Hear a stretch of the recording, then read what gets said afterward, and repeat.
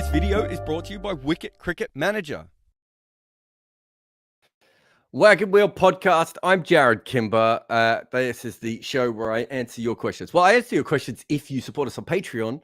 I definitely answer your questions. If you don't support us on Patreon, then you can, and you're in YouTube, you can always put a question through the super chat as well. But we've got an absolute buttload of questions. There's no cricket on now, so people are thinking about cricket more. And I know that doesn't make any sense, but that does appear to be how this channel works. So thank you to everyone for that. So let's start with Manan, who says, just watch your baseball cricket video and was wondering what are the most easily translated skills and what are the furthest away.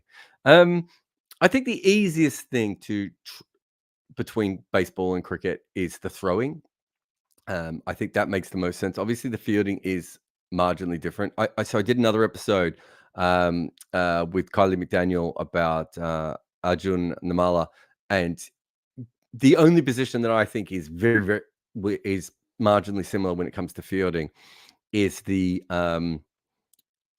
shortstop position, and even then it's still different, but I think it is a bit closer than some of the others, of course, from that perspective. So I do think from that, I do think in that way that one is similar, but you're still wearing a glove. I think the hand skills are similar, but you would have to be. I think the only way that hand skills for pitching is similar, but I think the only way it would work is if you're someone like Bart King or Benny Howe who can already bowl and you can pitch at the same time, and you can interchange those. So I don't think if you're a pitcher, you would necessarily be a good bowler just because it's so alien. But if you already have those skills, the actual skills from pitching, the way that you grip the ball, and also some of the skills from cricket bowling would help quite a bit, I think, in pitching from that perspective. And I suppose the power side of it. But, the biggest problem, and I was reading up about this and I'm trying to remember who it was. I think there was a game between baseballers and cricketers. It might have been the Marcus Trescothick game when he had a game between the two for his benefit. I think this is right. And the biggest problem was that when the way that cricket is hit, when they actually try and hit the ball in the air, it pops up.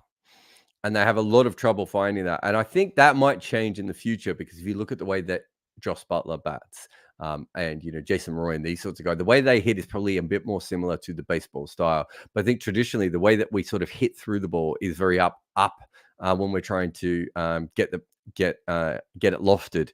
It's very different to the way that baseballers hit through it. So yeah, I mean, look, there are certainly things there. I think there are just things that I think you can learn more from baseball than you probably can from most sports for cricket.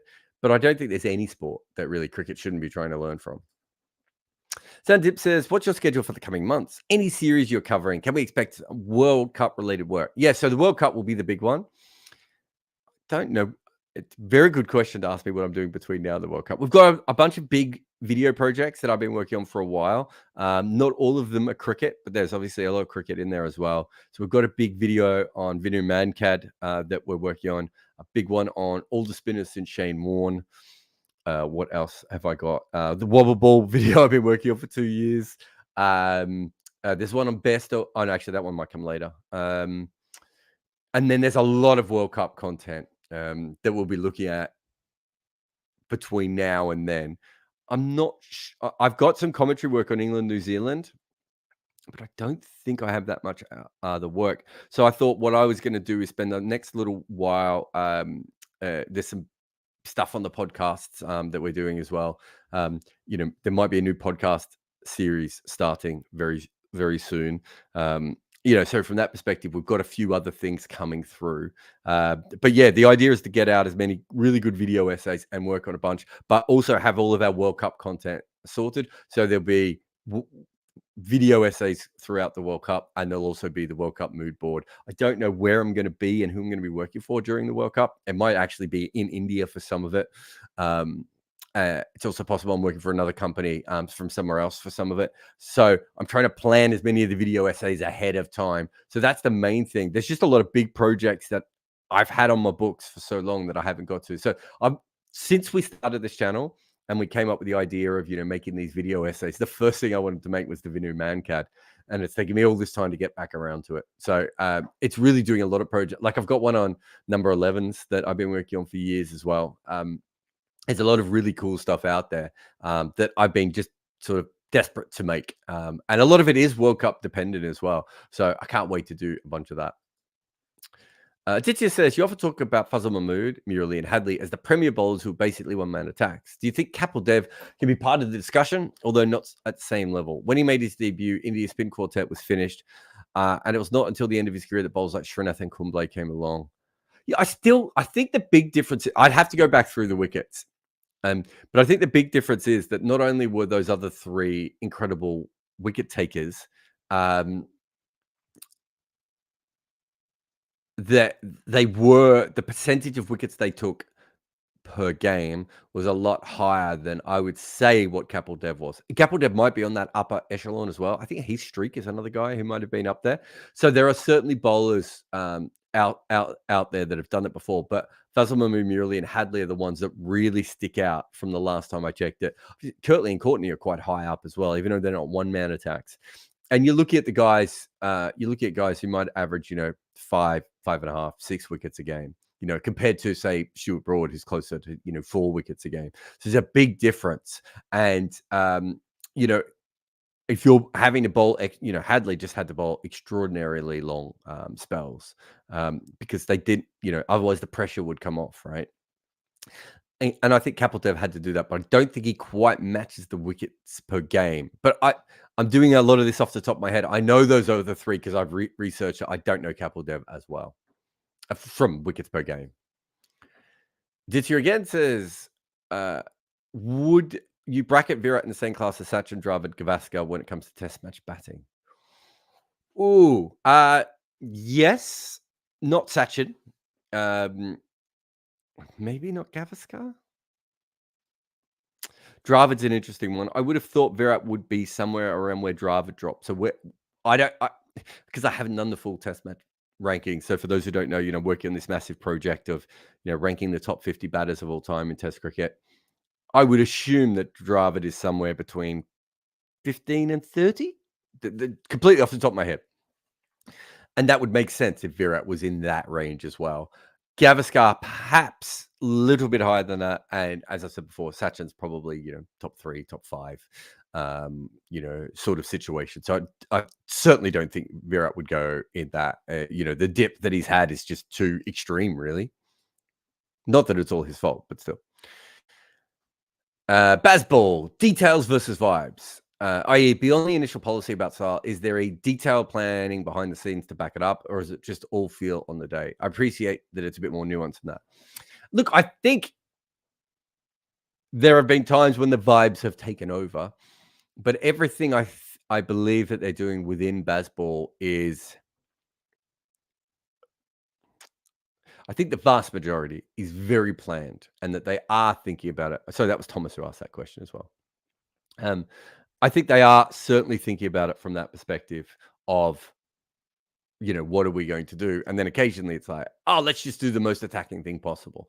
So I've done a podcast with Matt Roller that should be up very soon, maybe tomorrow. And it's all about the fact that there is no doubt that they have thought about it and that it is evolving, that is changing, and how they're brought across it. So it's not just vibes.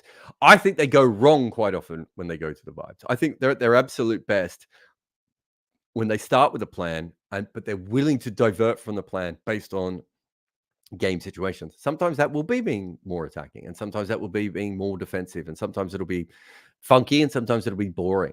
I think that's their best way of doing it because what they essentially do at the moment is that they score at a level that puts pressure on the opposition, and they're very good at chipping away wickets so that they don't have, huge scores against them.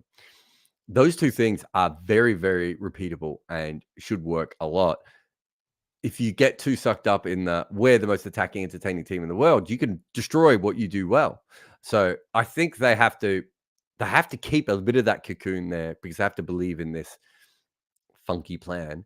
But more important to them is that they just continue to work and develop on the overall plan, especially as teams start to react and deal with it. James says, how would you expect Sophie Eccleston to get on in men's cricket, assuming she could use a woman-sized ball? I think the biggest problem for someone like her is that she doesn't have she's probably just too slow. I'd have to look at her speeds. But in modern cricket, I would have thought that men can just change the length on her a little bit too quickly and just they're a little bit quicker from that perspective. Also, you've got the situation of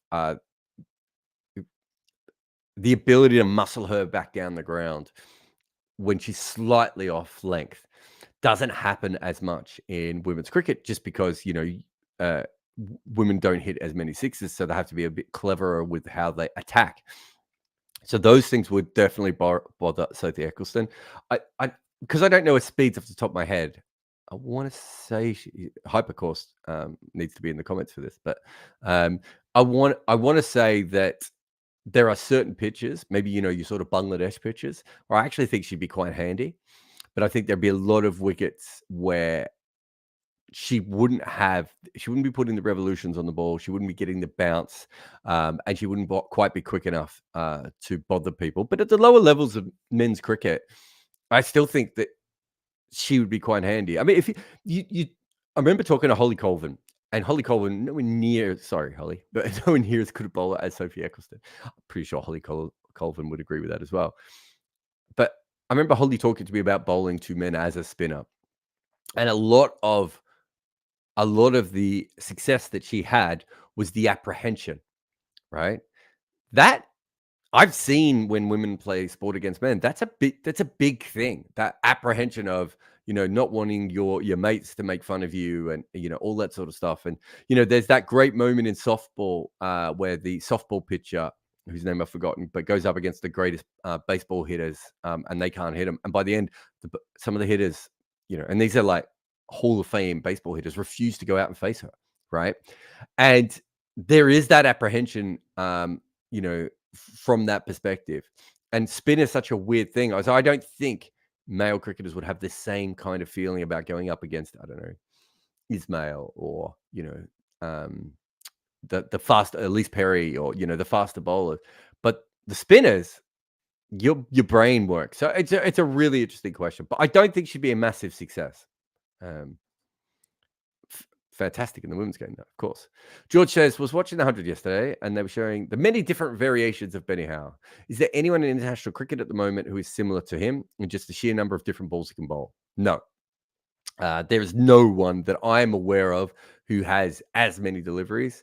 I suppose going back, it's really rare for any seam bowler to have more than 4 slower balls. And with someone like Benny, you're probably talking about he probably has 8 to 14 balls available to him in any game. So even if you were to look at, let's say, Stuart Broad, who can bowl in swing, out swing, wobble ball, off cutter. Did he bowl the knuckle ball? Anrik Nortje has about 5 as well. There's a few guys with maybe about 5 different deliveries available to them.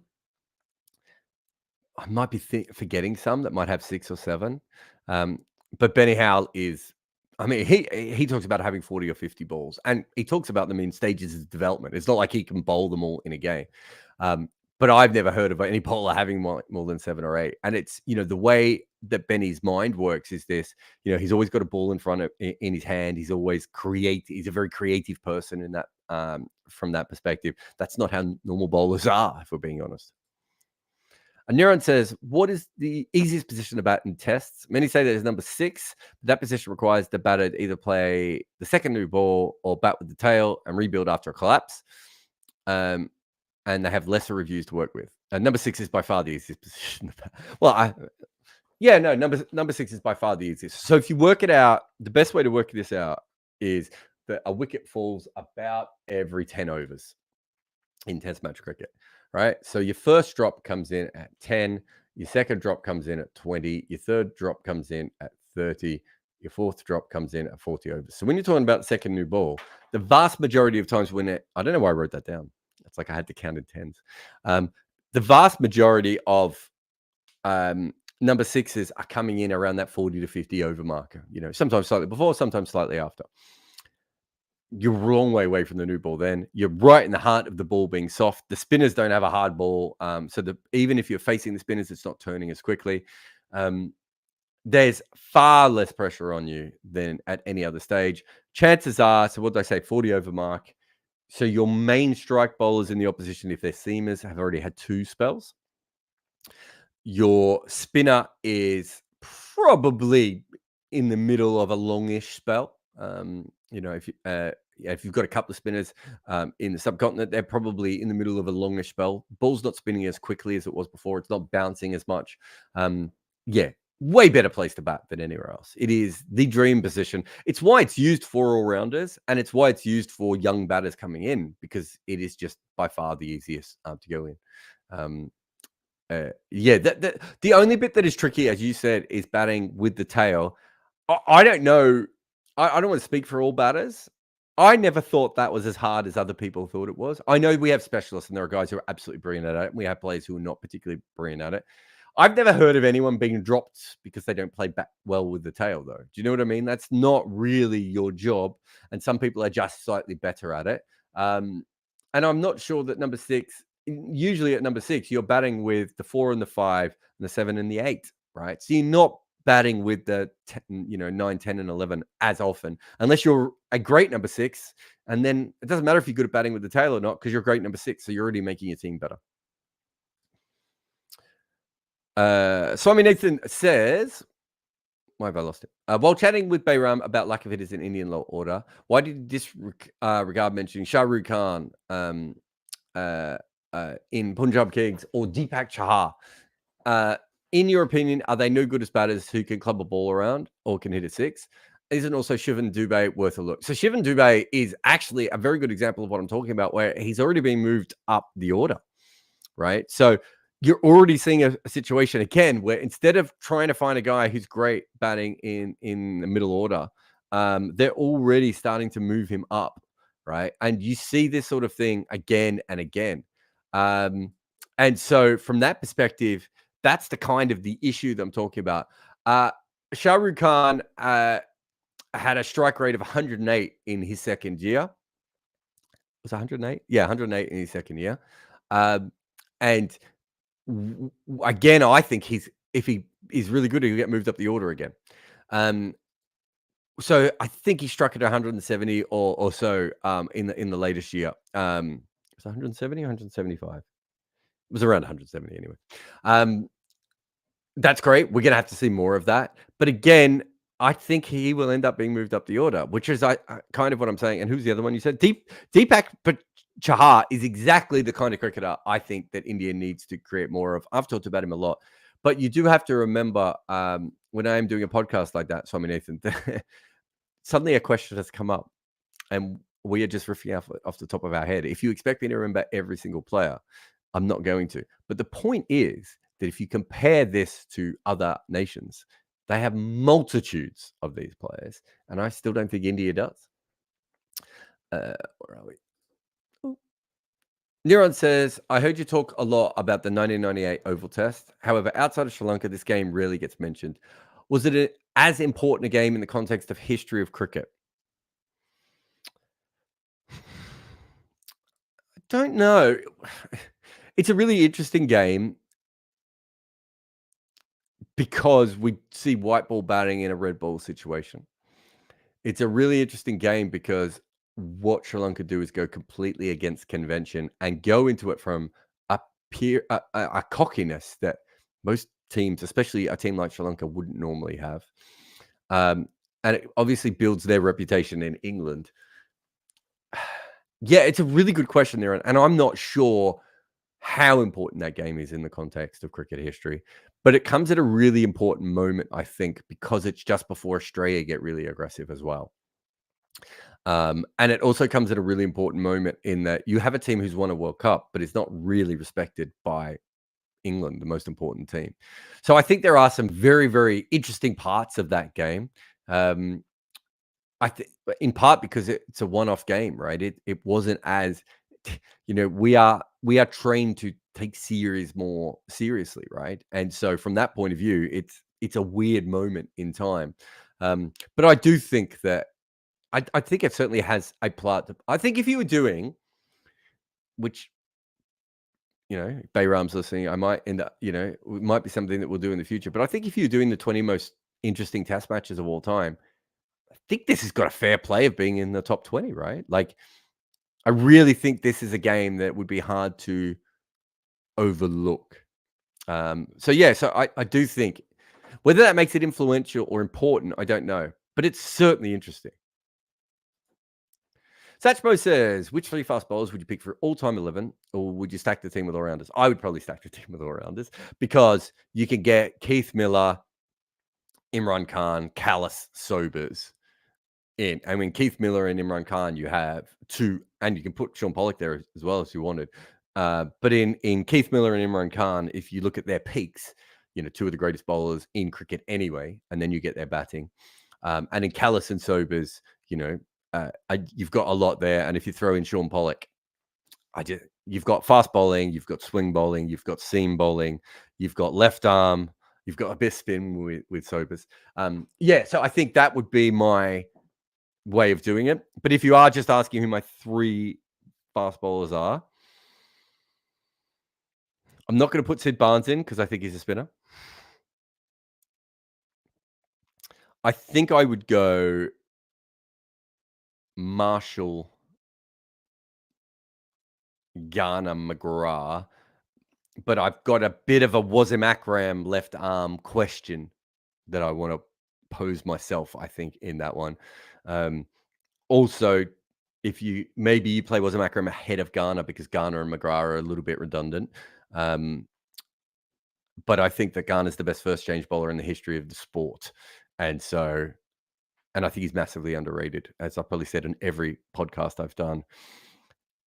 Who else have you got? You got Stain, Lilly, Hadley, Truman, maybe. Yeah, I'm pretty happy with the guys I've got, I think.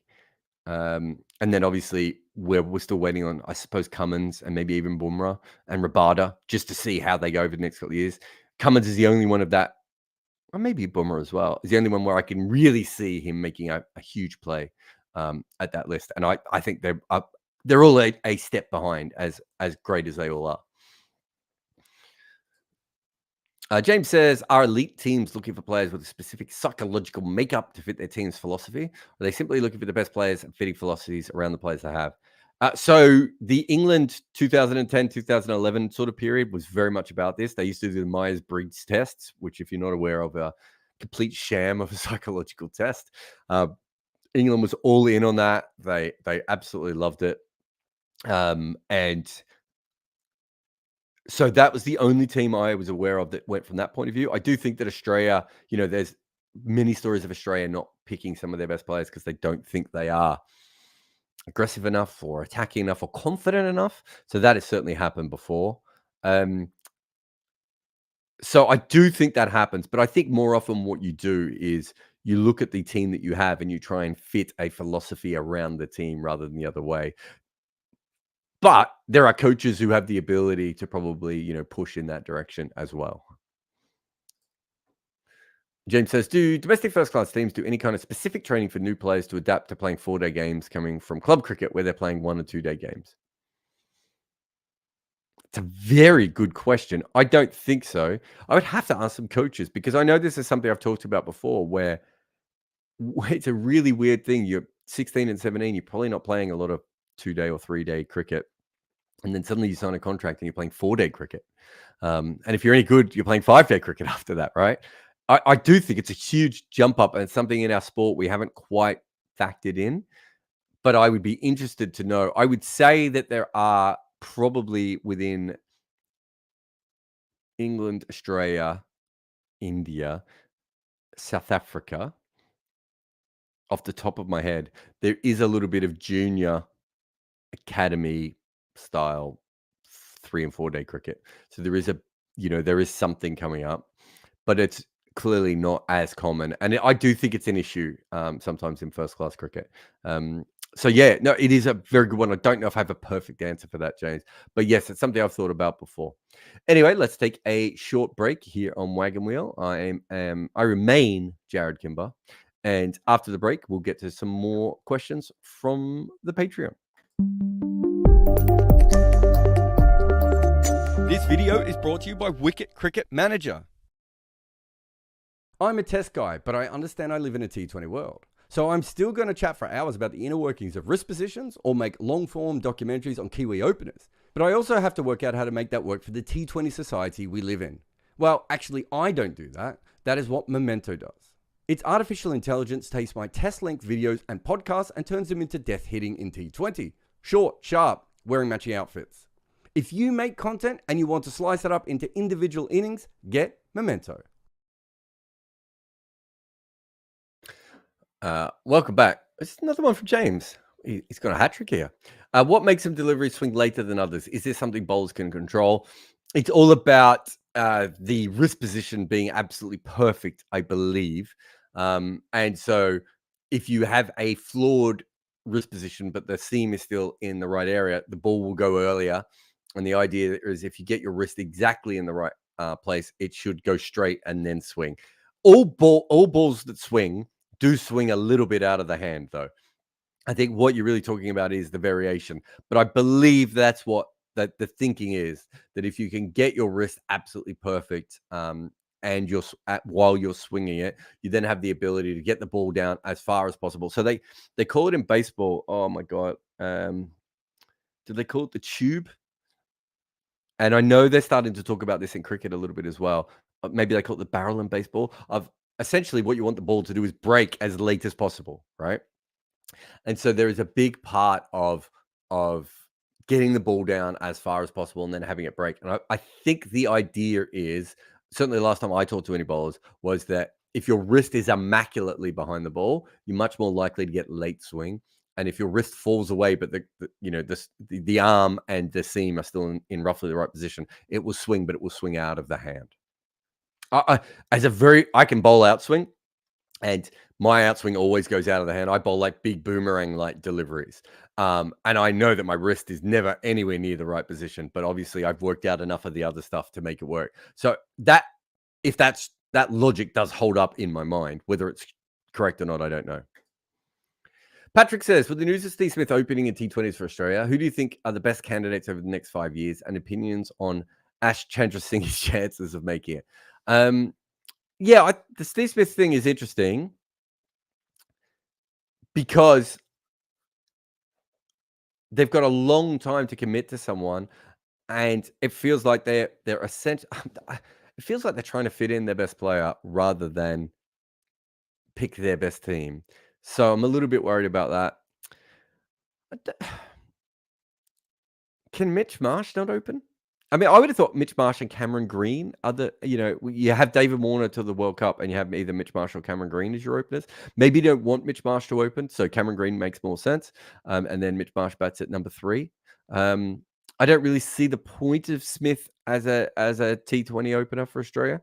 Over the next 5 years, I'd have to go through it a lot more, Patrick, to really break down. I don't think I've seen...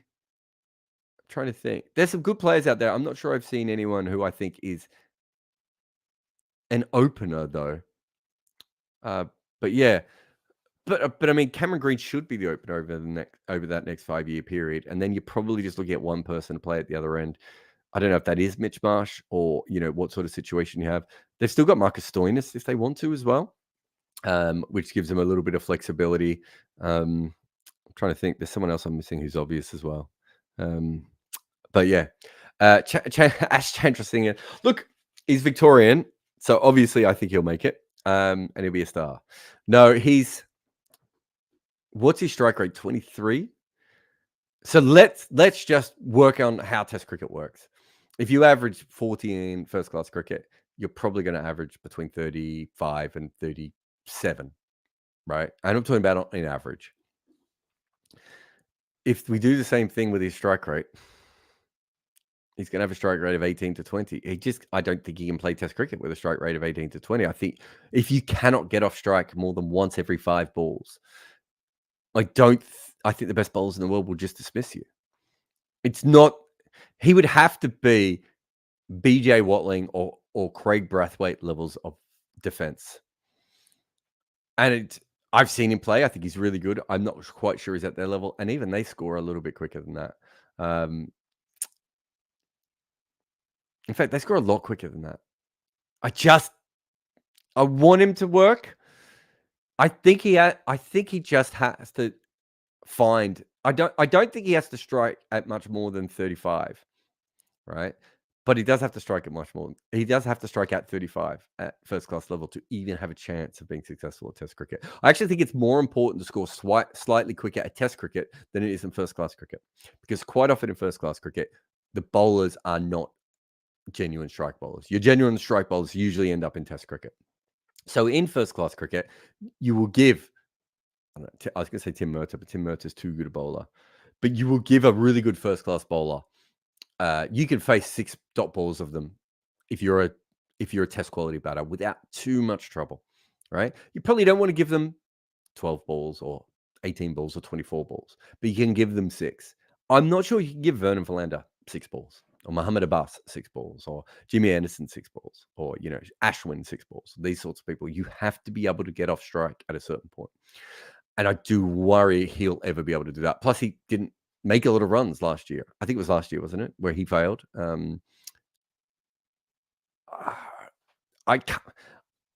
He would have to change who he is as a batter to make it. Will says, if England, Ireland, and West Indies broke up into their constituent neighbours, that would create 19 sides: England, Wales, Ireland, Northern Ireland, and 15 West Indian teams. Imagine they're all in a T20 league. Who do you think challenges England at the top, and who do you think would be battling to avoid coming last? Oh my God! Well, there's some terrible West Indian nations. So I mean, it's almost hard to tell you which ones would come last, because even within West Indies cricket, and I don't know how many people know this, but a lot of the islands don't play as themselves, right? They play as a collection of islands. Again, the Windward Islands and the Leeward Islands. So if you break those teams up, you're now talking about maybe 2 players of international quality, maybe 3 players of first class quality, and a bunch of club cricketers. So there would be a whole bunch of teams that would absolutely be struggling. I think Wales, Ireland, Northern Ireland would all be slightly above the worst of those West Indies teams. Not by a massive amount, but certainly. The Northern Ireland one's really interesting.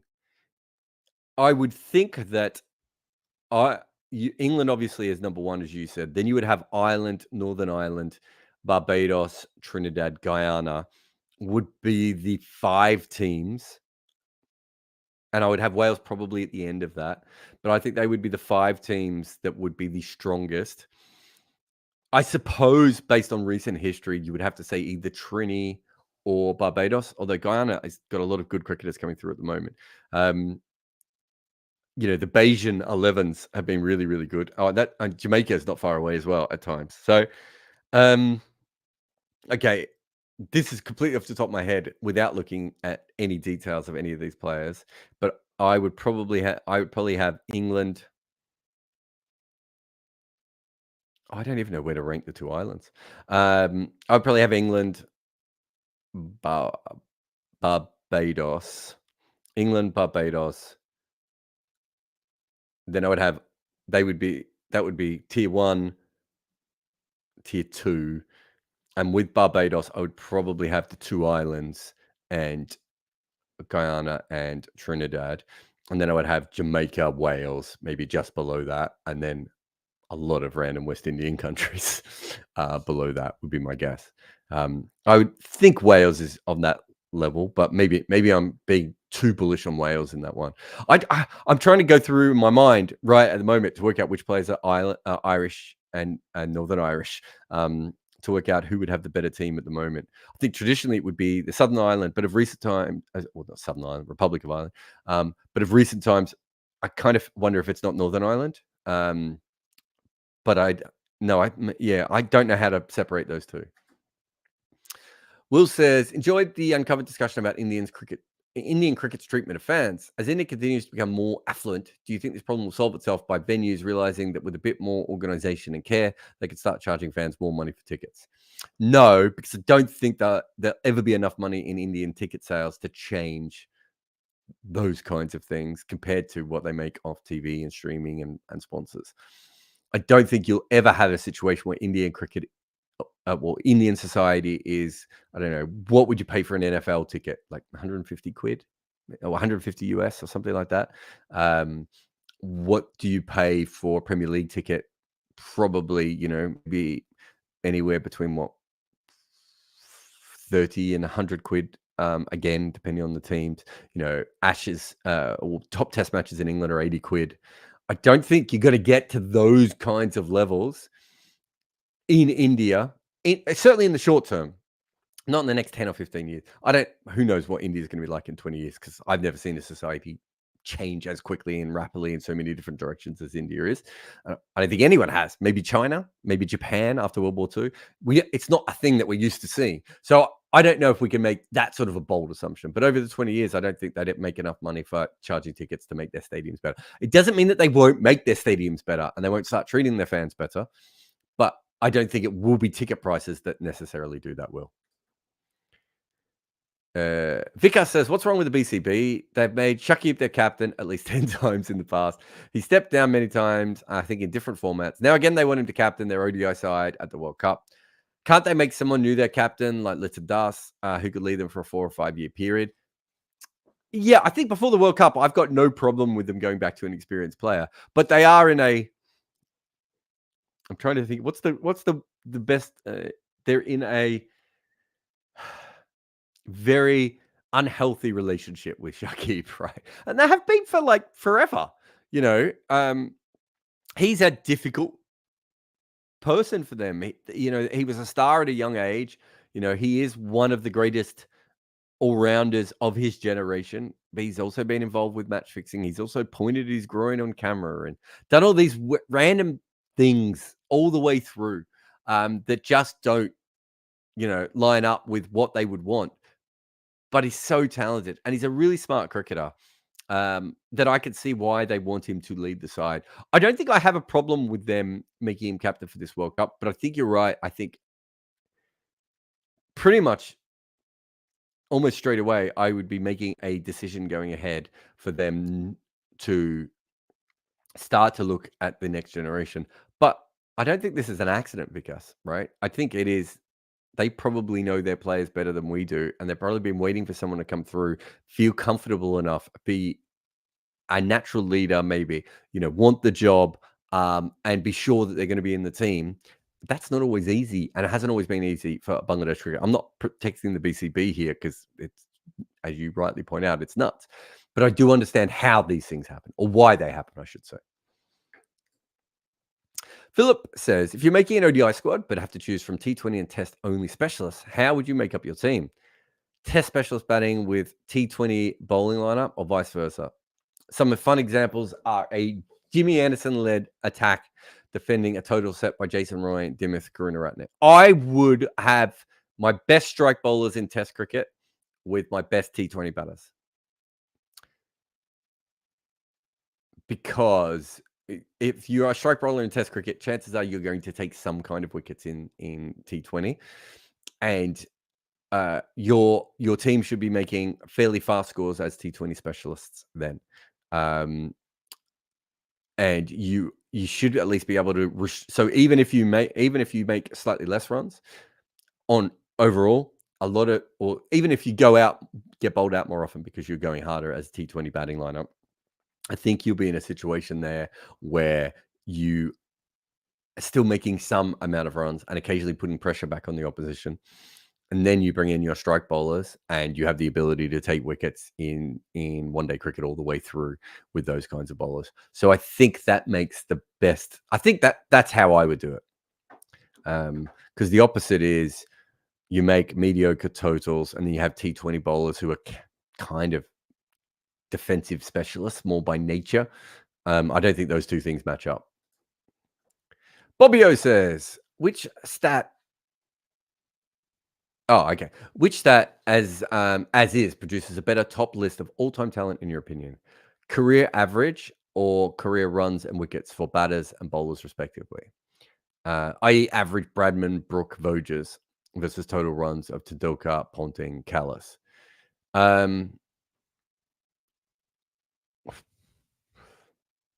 I think it's very hard to make 10,000 runs or take 400 test wickets or 300 test wickets without being a fantastic player. I think it's a bit easier to have a brief period of time where you can have a great average. But if you're talking about if you're talking about playing more than 50 test matches, then I would certainly take a lot more from average than I would total wickets or total runs. But in a short time frame, I think it's, the consistency, the ability to play that many games for your team and score that many runs and take that many wickets is very important. But once you get past a certain threshold, if the Dan Vittori, right? I think Dan Vittori is a very good example of this. And I'll just talk about him as a bowler here. But if you look at Dan Vittori just purely as a bowler, let's have a look at his stats. He took 300 wickets and he had a bowling average of 34.36, right? 300 wickets puts him in top 25, 30 test wicket takers of all time, somewhere around there. And so it's a fantastic effort. But if you're taking those wickets at less than average, right? So the average during his career would have been, somewhere around 32, 33. And he's taking his wickets less, at a worse average. It's hard to suddenly say that, just because he took 300 wickets, he's a fantastic player. He's a fantastic player because he took 300 wickets. I get that. But if you're taking them at worse than average, doesn't that have to come in? And I think that tells us a lot. But yeah, I think you have to look at both. I don't think there is a one stat fits all kind of thing for cricket anyway, and I don't think there is for any sport. So I think you're always better off looking at as multitudes of information as possible for any player. Ian says, "Well, listening to your discussion with Bayram about where Wales are independent from England, and was drawing comparisons with Scotland and Ireland. The difference that often gets overlooked is Glamorgan. Wales has always had the opportunity to play first-class cricket, where Scotland and Ireland never played in the championship or had representatives. In theory, if you could wind the clock back, would a Scottish and Irish county taking the total number of counties serve their cricket better, or would no Glamorgan have allowed Welsh cricket to have developed a stronger identity?" I think no Glamorgan would have helped Welsh cricket have a stronger identity. But I think if all three teams had played in county cricket, Scottish cricket and Irish cricket would be even better now than they are. And Welsh cricket probably hasn't taken as much of an advantage from that. You look at some of the Irish players who should have played in county cricket from the 50s through to the 90s. They had players who were first class caliber. They had players who were probably fringe internationals that just didn't develop the way that they should have, because they didn't play enough cricket. I say Alec O'Riordan, I think, is one of them. Alan Lewis is probably another one. Michael Halliday played a little bit of first class cricket, I think, for Derbyshire. They just didn't have it. Their players just weren't playing enough cricket against high quality opposition. And I think that stagnated Irish development, right? If Ireland had county team, I think they would have had a much stronger national team a long time ago. And I think exactly the same of Scotland. I think, again, we know that there are enough club cricketers in Scotland, and we know that Scottish cricketers, Ian Peebles, Dougie Brown, Gavin Hamilton, these are proper players, right? They all got good by being in county cricket, but how many Scottish players didn't get a chance to play county cricket and then didn't develop? There is an argument for, of course, that once you go into county, do you just become a feeder team for England? I think that's also fair, but I think right now that I think right now that if those Scottish and Irish teams had played in county cricket, they would be better international sides than they are. And I could see the counter argument that especially, the Welsh people who want independent cricket would make, which is, if we have a team on our own, we'd have to develop our own talent and everything else. I completely understand that. Very hard to develop your own talent if you don't have a strong local playing pool already. And from my knowledge, Scottish club cricket is a lot stronger than Welsh club cricket over a long period of time. A lot more players over there as well, unless I'm mistaken. But that's not what I've heard.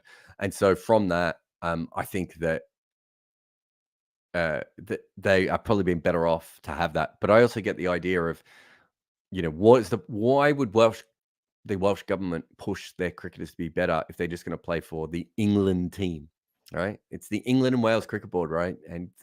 And Wales is silent. Ben says, Broad is clearly one of the best all-rounders of all time, bowling and comedy. Nice one, Ben.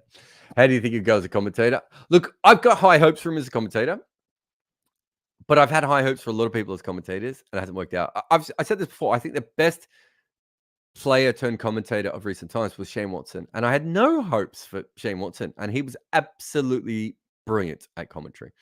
Dale Steyn, I thought, would be much better at commentary. I think he's really good at podcasts and chats, but probably commentary hasn't quite come to him as naturally. So I always go on the Mark Taylor, Ricky Ponting one. Who would have thought that Mark Taylor would not be as good a commentator as Ricky Ponting based on everything we knew about them as players? So I can never quite work out who's going to become a good commentator based on them as cricketers. If I know them as people, that's a little bit different, and I don't know Brody well enough. I would say that I'd be shocked if Ashwin and Broad can't be good commentators. But I don't want to stake my reputation on it. Cam says, do you prefer regional qualification tournaments or a final global qualification tournament as the pathway for World Cups? I think as the game gets more bigger around the world, I like the idea of regional qualification tournaments. I think you have to keep an eye on it. We've always seen the old, when Australia, the Australian soccer team used to qualify for World Cups just because they had a spot, was a bit ridiculous. So you have to keep an eye on it. But I do think that overall, this is a better way of getting teams into World Cups. I think I would agree with that. Mystic referee says, let's consider that there's actually bowlers who move the game in Test cricket. Let's consider that it's actually bowlers who move the game in Test cricket. Agreed. If people really love attacking cricket, then Mitchell Starc has been doing the bowling version of Bazball forever. I know it's a team strategy. So what about an entire bowling attack that attacks all day with enough slips and lots of balls targeting the stumps? What we saw in the Ashes with the bouncer barrage. To achieve this, I wonder if the pedigree as a bowling attack should be higher than a batting lineup doing the same. So, I mean, what you're talking about is 1999 to 2005 Australia, right? Warne probably slightly more defensive fields. He didn't over-attack as a spinner, but McGrath and Fleming and Gillespie and Lee, 4-5 slips and doing that. So we've seen it before, but you need those kinds of bowlers. It doesn't work for anyone. I don't think over-attacking, for instance, Pat Cummins is a very good strike bowler. I don't think him having the extra slips is the way he likes to bowl, whereas Rabada does. And I do think that you have to factor in the bowler and the style and everything else from that perspective. But yeah, I think it does go back to sort of 90s theory of if you put a bunch of slips in, eventually someone's going to edge the ball. I don't think Mitchell Starc is really as... I don't think Mitchell Starc attacks the stumps as much as you think he does. Yeah, I think it's a really interesting one. But yes, I do agree with you in general if you had that. But if you have 4 strike bowlers who are all going to take wickets at an above average rate, you would do that. Finding one of them is pretty hard. Finding 2 is almost impossible. Finding 4, you're talking about the Great West Indies or the Great Australian teams. So the 2 best teams of all time. It's just not a thing most teams will ever find. Christopher says, what role do you think AI could play in cricket? Assuming you mean artificial intelligence and not Allen Iverson. I think the more data that we collect on cricket, that AI obviously plays a role in the creative way of being able to use that, filter through it a lot quicker, look for patterns, all those sorts of things. I think AI will, you might be able to play a part in preparing teams, using the bowling machine, the latest information of bowling machines. We should be able to tell you exactly what kind of a spell a bowler will bowl on different surfaces that you can then replicate with a bowling machine, which isn't quite the same. But that is one thing I would do. But I think it's mostly just about the data and about the information and how quickly we can collate it all and use it all. But I haven't thought about that one before, Christopher. It's a really good question. But yeah, that off the top of my head, that's where I would think. But I'm sure there are, I think fan engagement is a huge one, and I believe there's a lot more cricket fans out there that aren't being monetized and targeted and excited and all these sorts of things, and the AI would probably be able to prove that. Emron says, what are your favorite portrayals of cricket in movies and TV? Obviously, I think the Bluey cricket episode is great. I've always been partial to the 1990 Teenage Mutant Ninja Turtles. I mean, that is Casey Jones, and the whole line about Raphael cricket and a crumpet and all that is absolutely brilliant. There's an episode of, I want to say it's How I Met Your Mother, where I think the Doogie Howser character, so I don't really know How I Met Your Mother, but I saw this once, the Doogie Howser character is getting bowled out by like his assistant or something, which I always thought was really good. There's, oh my God, I'm going to forget his name. The guy, the Marvel superhero, guy, the comedic actor in the movie that he writes about him and his wife getting together. He does some stand-up about cricket, which is actually quite funny because I think he gets something intentionally wrong on purpose just for cricket fans, which I really, really enjoyed. Obviously, if you haven't seen my entire Aaron Sorkin video, it is worth going and having a look at it. What else do I like about cricket? Oh, when oh my God, what's his the two Adam Sandler films that have cricket bats in them, obviously Dale Steyn being in the first Adam Sandler film, and then there's the one where Juancho Herman Gomez, who I've forgotten his name in the movie, but Bo Cruz has a cricket bat and attacks Adam Sandler with a cricket bat. That's another classic. There's one of my favorite bits ever is, and this isn't quite a movie or a TV show, but it's Vincent Price explaining cricket using horror props. Is one of the best things I've ever seen ever about anything. I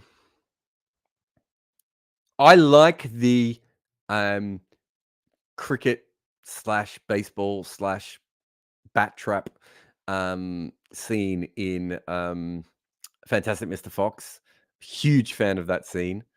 What other cricket stuff is there out there? I've got a whole list of them. I collected them for years. I just haven't had a chance to bring them all together and make a video on them. The Aaron Sorkin one was a little bit more in my focus. But yeah, eventually we'll get to them. But those are the one. The Casey Jones one is huge for me. I'm trying to think of some of the other. This, yeah, there's the Bodyline series, of course, Lagan. There's another one I'm thinking of. There's an old film that has it as a background in a really, really clever way. But yeah, there's heaps of it out there. My favorite ones are when it's in an American context because it's so alien in that context. If it's in an English movie or an Australian movie or a New Zealand movie or Indian, or it's not as alien, right? But I love it when it's in a really, really American context and they're not even sure how to do it correctly. I think that's what I really like about the Aaron Sorkin ones, because they're very honest with not knowing anything about cricket, but cricket's still there. They're still appreciating, like Aaron Sorkin as a writer understands that cricket is a big deal, but also that it's a punchline, but there's more to it than that. It's a really fascinating way of doing it. And I think that's what I also like about the Casey Jones one as well. There's a little bit of extra writing there. And that's what I appreciate about that. But yeah, I've got a list somewhere, Imran, so one day I'll go through them all. Ben says, we have more fast bowlers than ever, athleticism, sports science, coaching, but I don't know if we're seeing a higher top speed. Could we have already seen the theoretical top speed a human can produce? If not, how fast do you think it could be?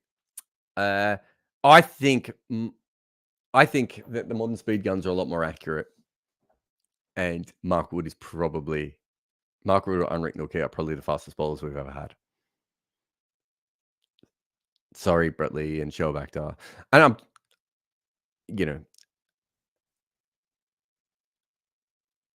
I saw all those guys and I saw Mark Wood. I'm just not sure that I felt that they were any quicker than Mark Wood. But the bottom end speed has certainly got a lot quicker, right? We've gone from having a handful of guys who can bowl 90 miles an hour to there are probably 100 people in the world at the moment who, if you gave them a ball and told them to bowl 90 miles an hour, they could.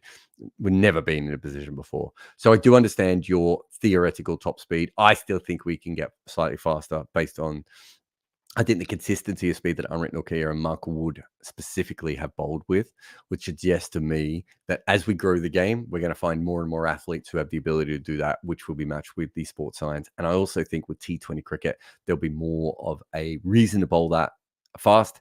And so I do think we'll see a generation of bowlers, and may not be a lot of them, but I think we'll see a generation of bowlers who can bowl regularly 95 to 100 miles an hour. In the way that Mark Wood and Unwritten Nokia do at the moment, between 92 and 95 or 96, wherever they're both at. But this is all out of my arse, Ben, if we're being honest. Nadika says, if we are considering the careers across formats, would Chris Wokes and or Moeen Ali rank above Andrew Flintoff in the pantheon of England all-rounders? Across formats? Oh, I don't know if I can get my head. Wasn't Flintoff one of the best ODI bowlers in the world? I'm going to have to look that up. Because I had a feeling that I looked this up recently and he was a shockingly good one-day bowler. Let's have a look here. One-day cricket.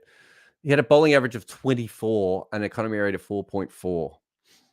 And in Test cricket, he had a bowling average of 31.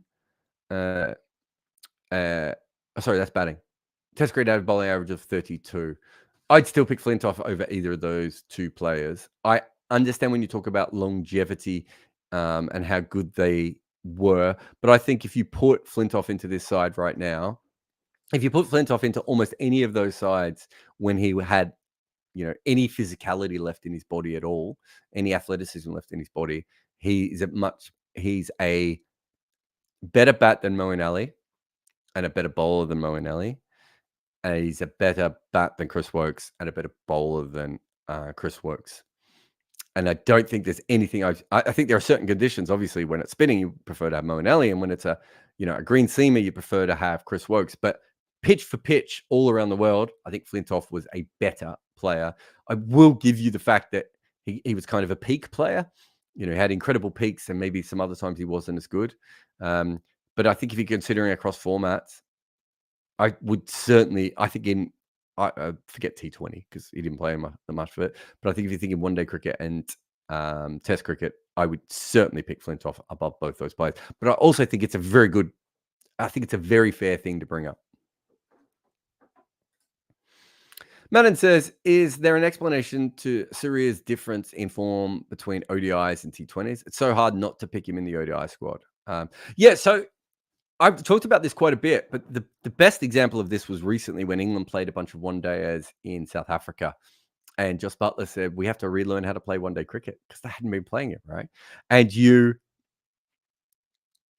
I always bring up Nicholas Pooran, who said the same thing to me. He didn't know how to play one-day cricket because he hadn't played one-day cricket. It is different. It does have different skills. There are different ways that you have to, get good and all these different parts of it that exist. Once you get past the score of 40, which you don't do very often in T20 cricket. And if you get past the score of 40 in T20 cricket, you're hitting out. That's very rare in one-day cricket. So it is very, very different from that point of view. And I mean, I'd have to look up his full record of just how many list day games he has played. He's played 128, so it's hard to argue that he doesn't have it. I would say, and there's no Indian fan who wants to hear this, but I would say it's a fluke that he's struggled so much in ODI cricket so far. Because if you look at his list day record, he averages 34 with a strike rate of 103. And if you look at his ODI record, he averages 24. He should be averaging 28 to 31. And I think if he played another 26 games, he would probably end up averaging that. I don't know how many people want to hear that sort of stuff, but that's kind of how these things work. If he's played enough one-day cricket, or the only thing I would say is I'd love to go back and see when he stops playing one-day cricket, because that goes back to that Joss Buttler kind of thing. So it's more of a Joss Buttler situation than it is a Nicholas Pooran. But there is a different tempo, and it is hard to go between the two for certain players. And a lot of players now don't play a lot of one-day cricket. And so when they do, it's quite often warming up for a World Cup or playing at a World Cup, and it's not an ideal situation to be in. It's very different than the old days. And I know it's something that England have talked about a lot of how do you handle the fact that you're a whole you want to win all these one-day World Cups, but none of your players play one-day cricket anymore. And I think it's a very fair question to ask. And I don't think there's any reason why Suryakumar wouldn't be good in one-day cricket based on everything I've seen from him. All right, that's the end of the Patreon. I'll take a quick break here, and I'll go through the what do you call this thing? The I'll go through the chat room to see if there's that's what I was looking for, isn't it? But this is Wagon Wheel, and I'm Jarrod Kimber, and I'll be back in just a few moments. Googlies, quarter seamer, carom, dukes, back of the hand, red, leg cutters, teesra, pink, knuckle, white, slider, seed, heavy, bouncers, cherry, length, pill, off cutters, old, crimson traveller, kookaburra, hard, outswing, second new, off spin, arm, SG, split finger, shiny, leg spin, soft, new, yorkers, flippers, wrong uns, long hops, reverse swing, half volley, and third new. These are just some of the names we use for balls in cricket. Well, Manscaped wants you to be as proud of your balls as you are of the ones delivered by your favourite cricketer. Manscaped just launched their 4th generation trimmer, the Lawnmower 4.0. Join over 2 million men worldwide who trust Manscaped with this exclusive offer, 20% off and free worldwide shipping. Insert the code REDINKA at manscaped.com. I've actually used this, not just something that I'm hawking for fun, and I got to admit, I thought it was a bit silly, and then I went down there, and it was exceptional. I honestly feel I could bowl outswing with one nut and inswing with the other. So get 20% off and free worldwide shipping with the code REDINKA at manscaped.com. Manscaped, for the man who cares about his balls as much as the ones out in the middle. All right, welcome back. Inferno sent through a super chat, which it's always easy to read when I put it on the screen. A 240p clip of Akhtar's Yorkers to Dravid and Tendulkar has 5.3 million views. The BCCI don't upload vintage clips to YouTube or BCCI TV. Do they hate money? I don't think for BCCI it's going to make a huge difference the amount of money they make. I don't think 5.3 million views is going to make a huge amount.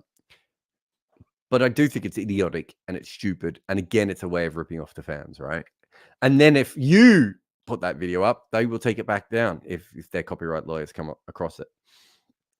I think it's really poor and it's stupid and it's short-sighted. And there are many different cricket boards who do it, and they do it for many different reasons. I think if the West Indies cricket board think that they're going to make millions and millions of dollars, actually, they're a bad example, but they want to have a YouTube channel. I think that's fine. But you can there are ways of doing it where you allow people to upload stuff where you are the ones who can still monetize it, which is what the NBA do. That's really what cricket boards should be doing.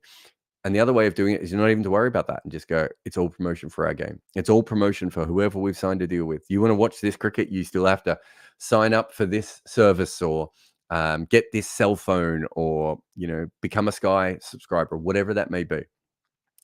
So in the BCCI's case, I don't think the 5.3 million views is going to make them enough money that they're going to care about. But the next generation is coming up on YouTube and they're seeing highlights of Premier League footballers and NFL players and baseballers and rugby players and all these other sports that have so many more clips online than cricket does. Why would you do that to yourself as a sport?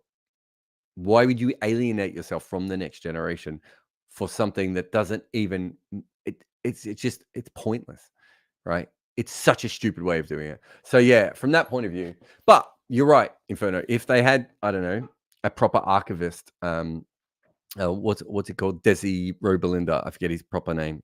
Is it Mashank? I've forgotten his name, but you get a proper archivist up there to work for you, and you get a team of editors behind him. There's nothing they can't do, and they can completely take it over. Cricket.com.au has a lot of good stuff. It's still nowhere near what I would want. They have a lot of good stuff on there, and most of the other boards don't. And it's stupid. Shrikant says, the best batting lineup for the subcontinent ever. Oh. Sehwag, Hayden, Lara, Barrington, Darren Lehman, with the substitute of Don Bradman. So you don't have Gavaskar in that. You don't have Mahela or Kumar in that. I think I'd have Mahela Kumar ahead of Darren Lehman. With all due respects to Buff, I think they probably go in ahead of him. Yunus Khan is probably another one as well. Barrington, I'd have to have a look at his record. But I would have thought that I would have preferred Yunus to one of them. You don't have Sachin, you don't have Dravid. Yeah, maybe that makes sense. But yeah, Gavaskar, I would have thought goes ahead of Hayden. I mean, Hayden's record is how much of it is based on like kind of one series in India where he did really well. He went back there twice, right? Like, I don't think I'm gonna have to look it up because now I'm fascinated. But I don't remember Hayden of being this absolutely all right. In Asia, the average is 50, so very, very good. Can't blame that. 1,600 runs. Overall in India, he averaged 51, and that's pretty much all from one series where he averaged 1 million. Averages 40 in Sri Lanka. Played well in the 2 games he played in the UAE. Didn't play in Pakistan. Yeah. I'm finding it hard to take him over Mahela, over Gavaskar, unless you just want more attacking players. But it's a great question, Srikanth. Thank you. And thank you very much for spending your money to ask me a great question, because that's the best kind of question. I win twice. Well, I didn't even get into the Bradman side of it, which would have been fascinating. Sent a question. Are the BBL and T20 UK going to be privatized? If not, how will they compete with other richer leagues? They will be privatized. Yes. When, how, etc. I couldn't tell you, but eventually they will be. They've already had conversations. Obviously, IPL teams have already tried to buy 100 teams. I don't know if we've ever quite got to that point with the Big Bash, but there's certainly been, people have asked about buying Big Bash teams before. It will happen if one way or another, because either eventually franchise leagues will take over everything, and so Cricket Australia won't have a choice. They might be the last holdouts, by the way. They just won't have a choice. Or they'll just decide that it's silly for them not to do it anyway, and they'll go in when everyone else does it. And I would assume that English cricket will have it sooner rather than later, especially as English. So Australian sport is a little bit different. We don't have a lot of team owners in Australian sport. It's not run the same way that a lot of other sports around the world. So you don't even have the sort of the Srinivasan type teams, but you also don't have the American franchise type teams or the football club type owners or anything. A lot of Australian sport is run by a collective, and so it is a little bit different. So you would expect it from that point of view to perhaps be a bigger holdout than everyone else. Plus, they're control freaks. Cricket Australia. Henry says, for some reason, I can't stop thinking about spinners bowling bouncers. Root does it, and I think Shane Warne did it too. He did. Is it actually scary to face? Is it a good option? Why don't you do it more? So I used to do it, and it doesn't really work, because in order to bowl a bouncer as a spinner, you kind of have to telegraph it a little bit beforehand. So it's not particularly that surprising. I remember I got a wicket with it once and got a bit obsessed with it and never got another wicket with it ever again after that. I think on certain days it's worth doing just as a thing, especially if the wicket does have a little bit of bounce in it. But because it's telegraphed, they're going to see it coming. And there are very few spinners who have the ability to get a bouncer in at over 125, 130 kilometers an hour. And if you're not doing it above that speed, it's probably not really going to, take anyone. You also don't have the field set up completely well for it or anything else. More often than not, in a test match, someone's just going to leave it. I can't see it ever catching on to a point where in a 6-over spell in a test match, any spinner would ever bowl them. Would bowl one of them, I should say. But I can see it catching on to a point where on certain wickets, in certain situations, it is a good variation ball, at least to make the batter think a little bit differently. I think that's why Warne used to do it. I think with Root, it's more just he tries everything, right? I think if Sachin had bowled more, I don't know how quick Sachin's arm was, so he might not have been able to do it particularly well. But I think if Sachin had bowled more spin, he probably would have done it more as well. Trying to think, did Afridi bowl them occasionally as well? Maybe Kumble. So they're there, but it doesn't work, right? It doesn't really do what it's supposed to do because it's so slow, right? If you start to get to the point where some wrist spinners are bowling at 95 to 105 kilometers an hour, which means they have incredibly fast arm speed, perhaps some of them will be more able to bowl a bouncer that is decent. Because if you think about it, if you did have the ability to hide it and bowl it at 135 kilometers an hour, say, you've actually got close fielders around. And if you do surprise them a little bit, they might jump up and just pop it up in the air, even if they're not scared by it, just by the shock of it happening to them. But I don't think it'll ever be a major part of cricket. Anmol says, do you think Rishabh Pant will be the best test wicketkeeper batter in history? I mean, based on his accident at the moment, I'm more worried about him coming back and being the player that he used to be. So no. I think he's a flawed batter, but might be suited by the situation that he comes into and the way that test cricket is played at the moment. I think he's going to struggle to average anywhere near where Andy Flower or Adam Gilchrist did, though, because you're talking about him averaging well over 50 now for the rest of his career to be able to get to that mark. I think that's a big, big stretch. But I think since Matt Pryor, he's the one I would say has the best chance of doing it. So I do think there is a chance, but I don't see it happening. I also have this theory that wicket keepers, and I've never actually done this, I might have to look this up, but I've got this theory that wicket keepers tail off a little bit more towards the back end of their career just because of, the stress that they put on them, their knees, their ankles, their back, their hamstrings. And so that if you look at a lot of wicket keepers towards the end of the career, there's a starker tailing off of their batting than there often is with top order batters.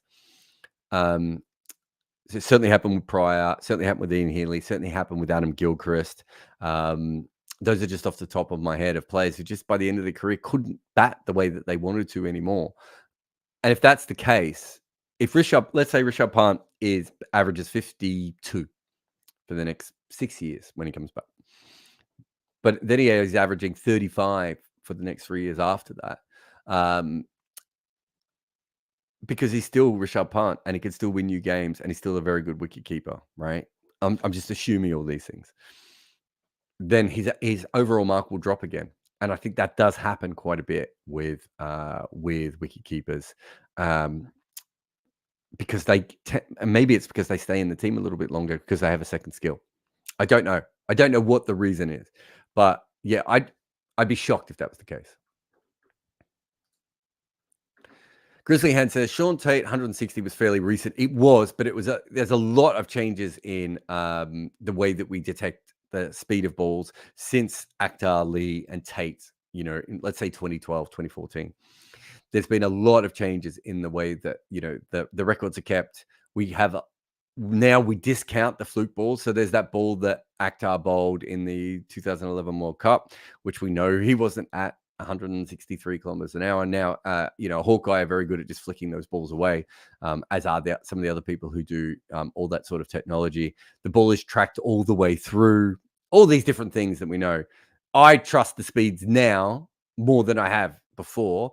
Also, a lot of those other speeds, because Hawkeye's involved, I would say that it's much less likely for people to boost individual numbers.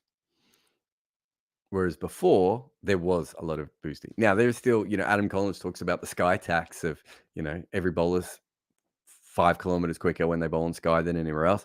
I don't know if that's true or, but it is something that is talked about within cricket. But I think if you go back a few years, I think there was a few bumping up the numbers at certain times. If someone looked like they were bowling fast, suddenly those sorts of things would happen. I just find it hard to believe that we're not in a faster bowling era now than we ever have been before. And I certainly don't think we've reached the peak of speed when it comes to what bowlers can do, considering we haven't even opened up, the majority of the world yet. Huge thanks to everyone, especially the super chats, but everyone who puts the chat in. As I said, it helps with everything else. We've obviously got this new podcast channel, which probably in a couple of weeks now, when I get some time, we'll move over there 100%. And that will be where all these lives will be recorded. So if you're not already following the Jarrod Kimber podcast channel, please go over and find that now. But huge thanks to everyone. Again, plenty of good content. Some big videos coming out with the slightly fewer videos. So we'll probably be looking at a couple of weeks so that we can prepare for the World Cup and have everything ready for that period as well. But they will be I'm hoping some absolute banger videos are coming out as well.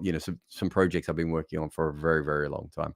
But as I said, thank you very much to everyone who was in the chat today and in the group, and everyone who shares and does all those things that help us out on this channel. We're talking to some new sponsors, and there's some, hopefully the more support we get, the more shows that we can come up with. We've got a really cool little podcast that I want to start very shortly, which I'm sure that most of you will enjoy. But for now, I will leave you with an ad, and I will see you again next time. A few years ago, I had a panic attack after ESPN Cricinfo made me their global writer. I'd earned that position, but I also felt like a fraud at the time because I didn't really understand how I wrote. I understand that there was a process and gears and different styles and things, but how it all came together felt a little bit random. And so I began to panic like a golfer with a natural swing, worried one day I'd just end up with the yips. And would my career be over? So I took my writing apart piece by piece until I understood it. And then I figured out I could teach others all the mistakes I had learned. So I started an online course where I tried to make it as cheap as possible so people like me would be able to afford it. It's called Fans with Laptops, and heaps of people from around the world have used it so far, from first-time writers all the way through to professionals trying to improve. I started with a simple plan to make each writer the best they could be. And from the feedback I've received over the years, it seems like the course does that. But after COVID, my career changed. I came to YouTube, started podcasts, wrote emails, and formed a new career on my own going forward. So I now had something else to offer, the multimedia side of things, social media and everything else. Not to mention that I was building everything up as an independent. And so I added all of that to my course. So if you have ever wanted to work in sports as a writer or podcaster or making videos or anything else, Fans with Laptops is the place